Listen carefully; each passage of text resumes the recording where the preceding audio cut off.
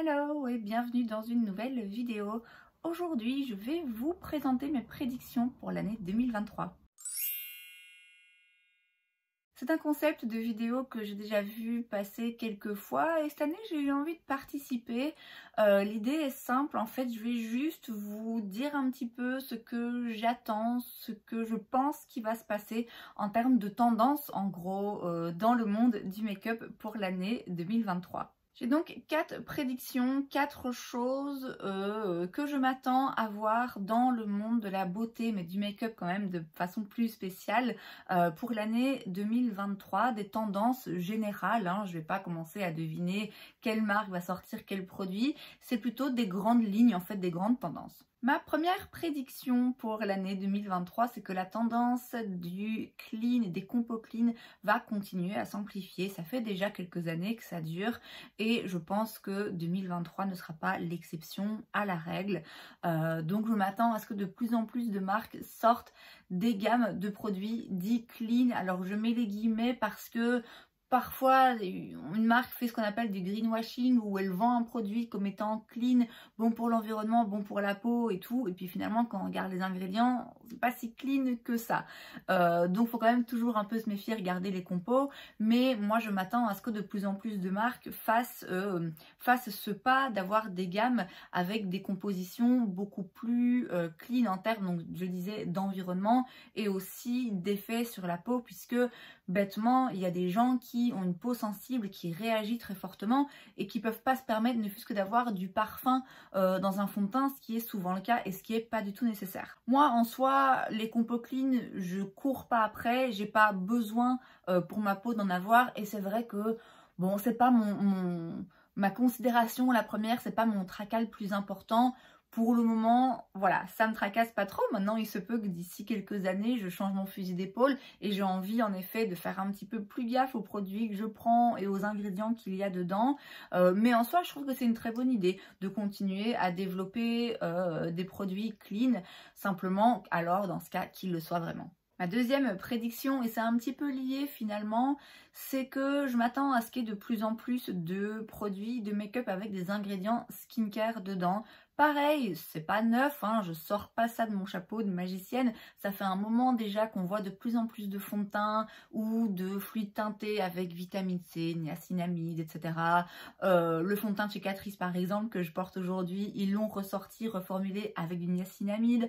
Et c'est une tendance qui à mon avis va continuer. Je pense que ça vient d'une part d'une envie du consommateur de prêter autant attention à l'intérieur qu'à l'extérieur finalement, et il y a une envie de certains consommateurs en effet de pas juste appliquer un fond de teint, mais appliquer un fond de teint qui fasse aussi du bien à la peau. C'est pour ça que c'est un petit peu lié à la première prédiction que je vous ai donnée. Et puis il y a aussi un autre aspect qui lui est lié à la prédiction suivante, et je pense qu'il y a une vraie envie dans le fait d'assimiler des produits soins et des produits make-up, de simplifier les routines. Donc ça, on y reviendra juste après, mais pour moi, ça fait partie de cette tendance-là qu'on voit déjà se dessiner clairement, de rajouter des soins avec le make-up. Moi, personnellement, ça m'arrange pas forcément.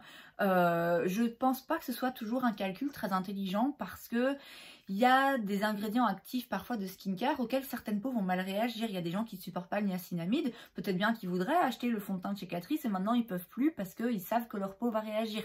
C'est pareil pour la vitamine C, pour tous les ingrédients skincare. A priori, ce sont des bons ingrédients dont votre peau peut avoir besoin. La vitamine C, tout le monde a priori en a besoin un petit peu, mais c'est vrai que dans un fond de teint, ça va pas forcément arranger tout le monde. Il y a aussi peut-être des personnes qui ont déjà un sérum à la vitamine C et qui n'ont pas besoin d'une double dose. Donc je comprends, je comprends d'où vient cette envie, cette tendance d'avoir des produits skincare dans les produits make-up. Simplement, moi je trouve que parfois c'est un peu se tirer une balle dans le pied, c'est un peu mettre de côté une clientèle. Après moi a priori ça va pas m'arrêter, vous comprenez, s'il y a un fond de teint que j'ai envie d'essayer, je vais pas m'en empêcher s'il y a un ingrédient skincare, mais je pense qu'il y a des personnes que en effet ça pourrait arrêter. Ma troisième prédiction, je vous l'ai dit, ce sont donc des routines simplifiées. Pour plusieurs raisons. D'abord parce que c'est vrai qu'il y a eu ces dernières années, mais ça fait déjà 1 an ou 2 que c'est plus tellement le cas, une démocratisation du make-up et de plus en plus de marques et de plus en plus de produits, et on rajoute plein d'étapes, et ça a été la mode du full glam, de vraiment faire, je veux dire, mettre 10 produits rien que pour le teint, quoi, vous voyez, et je pense qu'on s'éloigne de plus en plus de ça, on le remarque déjà depuis, je dirais, 2020, et comme je disais, je pense que ça va perdurer en 2023, où de plus en plus les gens recherchent vraiment des étapes simples. D'une part par gain de temps, parce que moi personnellement j'aime bien passer 1h30 à me maquiller, mais je me rends bien compte que c'est pas forcément le cas de tout le monde, et aussi par souci d'économie, puisque clairement quand il vous faut un primer, un fond de teint, un anti-cerne, une poudre, un bronzer, un blush, un highlighter, et que là vous avez encore que le teint, et encore vous auriez pu rajouter des étapes, bah ça commence à faire un peu cher. Et donc je pense qu'il y a aussi une envie, à cause de l'austérité financière ambiante, de faire un petit peu attention, et donc de réduire sa consommation de produits pas nécessaires. C'est pour ça que je vous disais, le fait d'avoir des fonds de teint où il y a des ingrédients skincare un peu plus hydratants par exemple, bah ça va permettre à certaines personnes de passer outre l'étape du primer par exemple. Je vois aussi dans l'avenir beaucoup de produits multi-usages, par exemple des petits sticks qu'on peut utiliser aussi bien en fard à paupières, en fard à joues, en rouge à lèvres, ça existe déjà, et à mon avis ça va continuer de se développer. De nouveau, c'est pas une tendance qui me parle, moi personnellement. Moi j'aime bien le make-up full glam, j'aime bien faire 10 étapes, j'aime bien passer 1h30 à me maquiller, j'aime bien prendre mon temps et avoir 1000 produits, et j'aime pas justement quand j'ai un produit qui sert à plusieurs choses, parce que alors je sais pas où le ranger dans mes tiroirs. Enfin donc voilà, cette tendance que je vois se dessiner de plus en plus en 2023, moi personnellement, elle m'intéresse pas plus que ça, mais je reconnais l'utilité pour les personnes qui se maquillent comme ça vite fait, qui n'ont pas envie d'y passer des heures et qui n'ont pas envie de dépenser des fortunes. Voilà, je reconnais que c'est utile d'avoir des routines simplifiées, et je pense que ça va continuer à se développer. Moi personnellement, je voterais plutôt pour un retour du full glam, un retour du fun surtout, parce que bon, le make-up pour moi, hein, personnellement, c'est plutôt un moyen d'expression, d'exprimer ma créativité et de m'amuser. Et c'est vrai que quand il y a des produits qui sortent, qui sont pensés pour être simples, rapides, efficaces, pas chers, multi-usages, tout ça, c'est très bien, hein, et il y a clairement une clientèle. Moi, je suis pas cette clientèle-là. Moi, je suis plutôt la cliente qui recherche des trucs fun, différents, des palettes avec des paillettes, avec des fards spéciaux, enfin voilà. Donc, c'est pas une tendance qui me ravit particulièrement, mais encore une fois, avec les temps qui courent, je le comprends. Et enfin, ma 4e prédiction qui finalement englobe un peu toutes les prédictions que je viens de vous présenter. Je pense que y a encore pas mal de choses qui vont bouger avec les marques. Ces dernières années ont quand même été marquées par la fermeture de marques qui étaient jusqu'à présent un peu iconiques. On pense tout de suite, enfin moi je pense tout de suite à Becca, qui avait pignon sur rue par rapport à leur highlighter, et la fermeture de Becca c'est venu un petit peu comme un coup de massue, et puis en même temps bah, c'est vrai que la marque se renouvelait pas forcément, et il n'y avait plus sorti de gros produits depuis un moment. On voit aussi de plus en plus de marques se développer, arriver sur le marché, notamment des marques de célébrités, qui du coup bah oui, prennent la place des anciennes marques qui sont là depuis toujours et qui peinent un petit peu à aller chercher les nouvelles clientèles plus jeunes. Donc ça, je pense qu'on va continuer à voir malheureusement sans doute des marques fermer boutique, ou en tout cas fermer certains marchés, comme par exemple Urban Decay aussi, qui est plus disponible maintenant chez Sephora comme c'était le cas il y a encore quelques mois.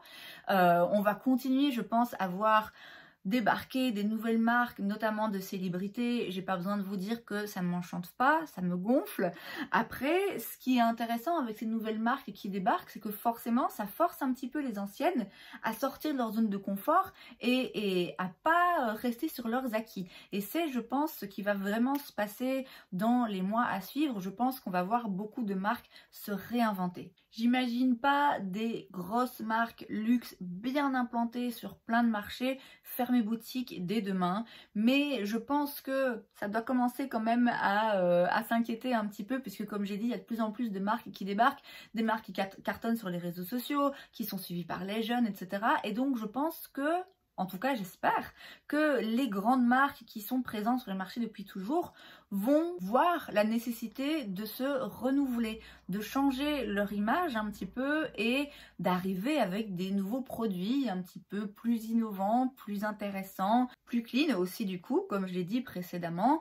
Donc moi c'est un petit peu ce que j'entrevois pour l'année 2023, c'est vraiment un changement dans les marques, mais pas dans le sens où il y a beaucoup de marques qui vont fermer et beaucoup de marques qui vont apparaître. Je pense surtout que les marques existantes, qui sont toujours bien solides sur le marché, vont quand même prendre un petit peu d'avance et vont, comme j'ai dit, se renouveler, changer un petit peu leur gamme de produits, proposer des compos clean, des produits plus simples à l'usage, des produits un petit peu plus destinés à une clientèle plus jeune qui fait vivre aussi le marché. Moi, c'est à ça que je m'attends pour l'année 2023. En tout cas, j'espère qu'on va pas voir des marques qu'on adore et qu'on connaît depuis toujours fermer. Je vais prendre l'exemple de Anastasia Beverly Hills qui, c'est vrai, ces dernières années était un petit peu plus discrète, on en entendait moins parler, il y a eu 1 ou 2 petits scandales voilà, qui n'ont pas forcément fait du bien à la marque, alors qu'à une époque elle sortait des palettes qui se trouvent juste là et qui avaient un succès fou. C'est vrai que la marque se faisait rare. Et puis cette année, ils ont réussi à revenir sur le devant de la scène en sortant des nouvelles palettes qui, moi personnellement, ne m'ont pas enthousiasmée, mais qui ont bien marché et qui ont permis à la marque de se réinventer. Et maintenant, Anastasia est plus présente que jamais et a vraiment repris de la force. Et moi, c'est ça que je pense voir en 2023 et comme j'ai dit, c'est ça que j'espère voir.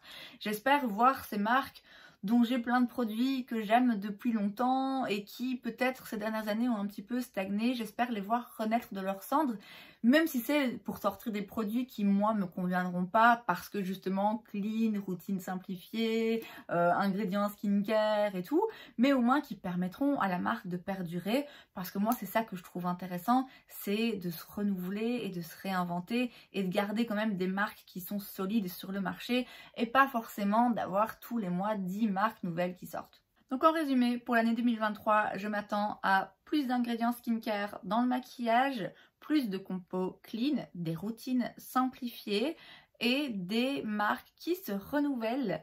Et puis je vous donne rendez-vous dans un an, en décembre 2023 ou janvier 2024 pour faire le point, revoir un petit peu les prédictions que j'avais faites et voir si j'avais eu raison ou pas. Et c'est donc tout pour cette vidéo, j'espère que ça vous a plu. Si c'est le cas, n'hésitez pas à laisser un like. Vous pouvez aussi vous abonner à ma chaîne parce que c'est gratuit, donc pourquoi pas. Et moi, je vous vois la prochaine fois. Bye!